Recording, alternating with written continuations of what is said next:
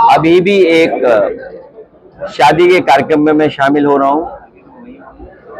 हमारी पार्टी के विधायक रही हैं, उनके परिवार में कार्यक्रम, उनकी बेटी का कार्यक्रम। इसके बाद हमारे पार्टी के एटा के जिलाध्यक्ष, उनके पारिवारिक कार्यक्रम में मैं नहीं पहुंच पाया था। अलीगढ़ में उनका घर है, इसलिए मैं उनसे मिलकर के, परिवार के लोगों को मिलकर के आशीर्वाद देकर के जाऊंगा। इससे पहले आपको याद होगा, हमारी पार्टी के विधायक, पूर्व विधायक, उनसे भी मुझे मिलने का मौका मिला था। तो मुझे खुशी है इस बहाने कि बहुत सारे कार्यकर्ताओं से मिलने का मौका मिल जाता है और आप जैसे हमारे पत्रकार साथी, इनसे भी संपर्क हो जाता है, अपनी बात कहने का मौका मिलता है। जहां तक जो राजनीतिक परिस्थितियां हैं, भारतीय जनता पार्टी का जो रास्ता है वो नफरत भरा है।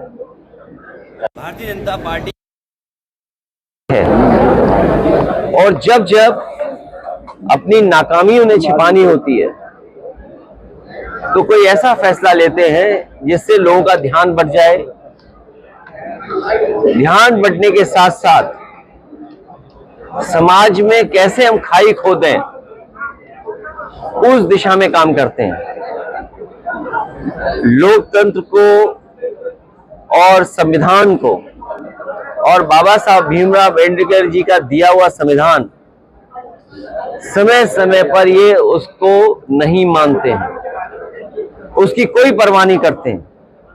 ये हमारा संविधान हमारी ढाल है, संविधान हमारा सम्मान है, संविधान हमें पहचान देता है, संविधान हमारा हक अधिकार हमें दिलाता है। उस संविधान पे समय समय पर भारतीय जनता पार्टी चोट पहुंचाती है और कानून व्यवस्था की तो पोल आज खुल गई। आज कानून व्यवस्था की पोल इसलिए खुल गई कि मुख्यमंत्री जी को साइडलाइन कर दिया गया और अधिकारियों से यह जानकारी ली गई कि आखिरकार उस घटना में कितने दोषी पकड़े गए हैं। आपसे बेहतर कौन जानता होगा कि उत्तर प्रदेश की कानून व्यवस्था क्या है। जो आंकड़े उत्तर प्रदेश सरकार के बताते हैं, सबसे ज्यादा महिलाएं असुरक्षित हैं, बेटियां असुरक्षित हैं, अन्याय हो रहा है, भेदभाव हो रहा है और पार्टी देख करके भेदभाव हो रहा है, जाति देख करके भेदभाव हो रहा है और अपनी बात को मनवाने के लिए अगर झूठे भी मुकदमे लगाने पड़े तो वो मुकदमे झूठे लगाए जा रहे हैं और विपक्ष को कैसे कमजोर किया जाए, कैसे दबाया जाए, लगातार सरकार कर रही है। और इधर तो हमने क्या देखा, अर्थव्यवस्था का खेल।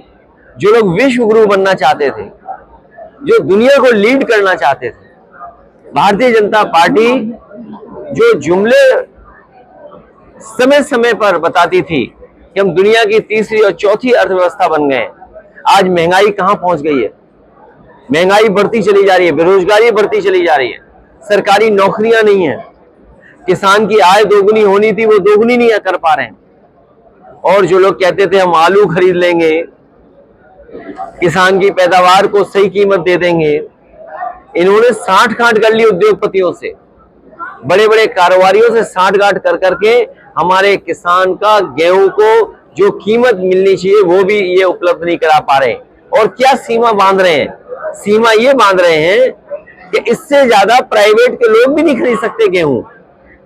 जो अगर कंपटीशन होता कहीं, जो बाजार का कंपटीशन है, इसीलिए तो ये काले कानून ला रहे थे, यही तो तर्क दे रहे थे कि बाजार का कंपटीशन होगा तो किसान को ज्यादा लाभ पहुंचेगा। लेकिन आज जब गेहूं की कीमत सही मिल सकती थी किसान को, ये पाबंदी लगा रहे हैं कि किसान को सही कीमत ना मिले गेहूं की। पीछे से बड़ी बड़ी कंपनियों को पूरा गेहूं खरीदवा दे रहे हैं और अभी जो बारिश हुई है, जो आंधी तूफान आया है, जो नुकसान हुआ है, उसकी भरपाई सरकार करने के लिए तैयार नहीं है। इसलिए ये सरकार का जाना तय है। जहां हम लोग खड़े हैं इससे बहुत दूर नहीं, हम और आप लोग तब भी मिले होंगे जब तोशिबा कंपनी का हरदुआगंज में प्लांट लगवाया गया था। उसकी बिजली बनने लगी है, उत्पादन ज्यादा है, लेकिन बिजली की कीमत क्या है आज? बिजली की कीमत कितनी देनी पड़ रही है? न केवल शहरी लोगों को देनी पड़ रही है, बल्कि गांव के लोगों को भी दिक्कत का सामना करना पड़ रहा है। और ये जीएसटी का जो कानून लाए थे, ये बताते थे कि जीएसटी से हमारा व्यापार बढ़ेगा, लेकिन जीएसटी ने हमारे व्यापार को बर्बाद कर दिया, उलझा दिया। जो लाभ मिलना चाहिए था वो लाभ भी सरकार नहीं व्यापारियों को दे पा रही है। ये बात तो आपसे बेहतर कौन जानेगा। और हमारे चैनल भाई लोग हैं, जब से कोविड गया है तब से इनका भी वेतन किसी का नहीं बढ़ा। रामजिया सुमन जी ने जो कुछ कहा, उसके बाद राज्यसभा के रिकॉर्ड से वो बात हटा दी गई। जिस समय कोई बात रिकॉर्ड से हटा दी जाती है, उसी समय बात खत्म हो जाती है। लेकिन भारतीय जनता पार्टी का भरोसा तानाशाही पर है। हिटलर ने कभी ट्रूपर्स बनाए थे, अपने पॉलिटिकल वर्कर्स को पुलिस की वर्दी पहना करके वो जो चाहता था वो हिटलर करवाता था। ये जो सेनाएं दिखाई दे रही हैं, ये मुख्यमंत्री जी के इशारे पर सेनाएं हैं, और ये जो कुछ हो रहा है ये सब कुछ सरकार के इशारे पर हो रहा है। और संविधान ही हमारी ढाल है। मैं तो इतना ही कहूंगा, क्योंकि आज प्रधानमंत्री जी बनारस में हैं और मुख्यमंत्री जी भी बनारस में हैं। अब मैं प्रोटोकॉल याद नहीं दिलाऊंगा, लेकिन मैं बस इतना ही कहना चाहूंगा, अगर गांव की बात हुई है, गले मिलो इसलिए क्योंकि हमारा जो समाज है, हमारा जो देश है, अलग अलग धर्म, अलग अलग जाति का है। हम जितना गले मिलेंगे, हम जितना एक दूसरे को समझेंगे, हम जितना एक दूसरे के त्योहार खुशियों के साथ मनाएंगे, उतना ही हमारा समाज, उतना ही हमारा देश तरक्की करेगा, उतना ही हमारे समाज में भाईचारा बढ़ेगा। और जो बात गोद लेने की या गांव में जाने की है, मैं केवल मुख्यमंत्री जी से ये कहूंगा कि जिसको गोद लिया जाता है उसे अनाथ नहीं छोड़ा जाता है। जिन सांसदों ने कभी गांव गोद लिए होंगे, उन्हें अनाथ कर दिया।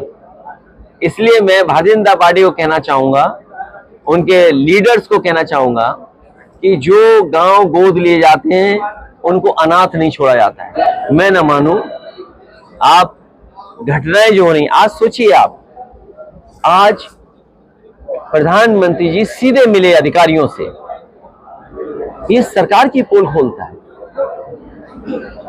ये जो घटनाएं बनारस में हुई हैं, केवल एक घटना बनारस में नहीं हुई। आप याद कीजिए, बीएचयू में एक बेटी जो पढ़ती थी, उसके साथ जो बलात्कार हुआ, उसमें जितने लोग निकले वो सब भारतीय जनता पार्टी के लोग थे। और कानून व्यवस्था की सवाल तो आपको बीजेपी से पूछना चाहिए। उनका एक विधायक कपड़े फाड़ करके भगवान श्री राम के दर्शन करने गया, और उसने जो कहा अधिकारी कमिश्नर के लिए, वो तो मैं कह भी नहीं सकता हूं। क्या दूध पिया हो तो, और यहाँ जितने पत्रकार हैं वो जानते होंगे कि ये दूध पियो वाला क्या नारा है, क्या गाली है, या किस तरीके से किसी को चैलेंज करने वाली बात है। उन्होंने अभी अपने हटे हुए कपड़े बदले नहीं हैं। तो कानून व्यवस्था तो समझ लो यही है। और जब प्रधानमंत्री सीधे जानना चाहते हो तो सोचिए सरकार की क्या बची कानून व्यवस्था। और सच्चाई ये है, दिल्ली वालों को लखनऊ वाले धोखा दे रहे हैं। आउटसोर्स यही होता है कि जैसे आपके मालिक है, जब चाहे तब निकाल दें आपको। और आउटसोर्स इसलिए कर रहे हैं क्योंकि आज आरक्षण न देना पड़े, जो हक है, जो आरक्षण है वो न देना पड़े, अपनी मनमानी तरीके से नौकरी दे दें, मनमानी तरीके से वेतन तय कर दें, मनमानी तरीके से एक्सप्लॉइट कर दें। मैं उन लोगों से कहूंगा, अंग्रेजों के जमाने के जो दो एक्ट बने, एक BHU बनारस हिंदू यूनिवर्सिटी और एक अलीगढ़ मुस्लिम यूनिवर्सिटी, मैं उन बुद्धिजीवियों से कहूंगा कि दोनों एक्ट को पढ़ लें, और उस समय क्या भावना थी दोनों एक्ट को पढ़ करके उनके समझ में आ जाएगा। क्योंकि आजकल अगर ये आज के माहौल में कुछ चीजों को देखेंगे तो उन्हें कुछ समझ में नहीं आएगा। आज अभी आप छात्रा से भी मिले थे, उनकी परीक्षाएं दे भाई, मुझे दुख है इस बात का। उस बेटी से मिला, आप में से कई लोगों ने खबर चलाई, कई चैनलों में खबर चली कि उसके पहनावे को लेकर के पहनावे को लेकर के उसे परीक्षा नहीं लिख पा रही है बेचारी, सर्टिफिकेट नहीं मिल रहा है। इससे बड़ा अनकॉन्स्टिट्यूशनल काम क्या हो सकता है? तभी हमने कहा कि संविधान हमारी ढाल है और ये सरकार और सरकार के अधिकारी संविधान को नहीं मान सकते। इससे बड़ा उदाहरण क्या हो सकता है कि जो कानून, जो संविधान हमें व्यवस्था देता है, जिस संविधान की वजह से हमें हक सम्मान मिल रहा है, वो हमें अधिकारी दे ही नहीं रहे सम्मान। अगर उसका भविष्य अंधकार में जा रहा है तो उसके लिए भारतीय जनता पार्टी की सरकार दोषी है, यहाँ के अधिकारी दोषी हैं कि जिसकी वजह से उसका भविष्य अंधकार में जा रहा है। वक्फ बोर्ड लागू हो चुका है, नोटिफिकेशन आ गया है। वक्फ बोर्ड के खिलाफ है हम लोग। जिस तरीके से वो बिल आया है उस बिल को हम लोग कभी स्वीकार नहीं कर सकते। भारतीय जनता पार्टी के बिल को हम कभी स्वीकार नहीं कर सकते।